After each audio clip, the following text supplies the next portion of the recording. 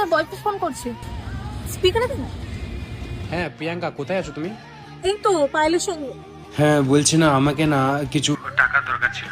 আমি অনেকজনের কাছ থেকে চেয়েছি বাট কেউ দিচ্ছে না। বাট তোমার কাছে এই লাস্ট টাইম চাইছি। আরে আগে বলবে তো, কত পাঠাবো? 1000 টাকা। ঠিক আছে আমি এক্ষুনি পাঠাচ্ছি। আচ্ছা ঠিক আছে। কেমন আজকালকার দিনে ছেলেরা মেয়েদের পেছনে টাকা খরচা করে, আর তুই একটা মেয়ে হয়ে ছেলেদের পেছনে টাকা খরচা করছিস, কি বলবো তোকে। আচ্ছা এটা কোথায় লেখা আছে বলতো যে সব সময় একটা ছেলেকে একটা মেয়ের পিছনে টাকা খরচা করতে হবে? একটা মেয়ে কি পারে না একটা ছেলের পিছনে টাকা খরচা করতে? আর তার চেয়েও বড় কথা, আমি খরচা করি কি ও খরচা করুক, দুটো তো একই।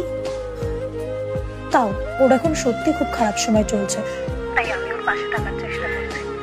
আর ওর খারাপ সময় আমি পাশে থাকবো না তো কে থাকবে? নে ফোনটা দে এবার। আরে তুমি কলে ছিলে এতক্ষণ? হ্যাঁ আমি ফোনেই ছিলাম।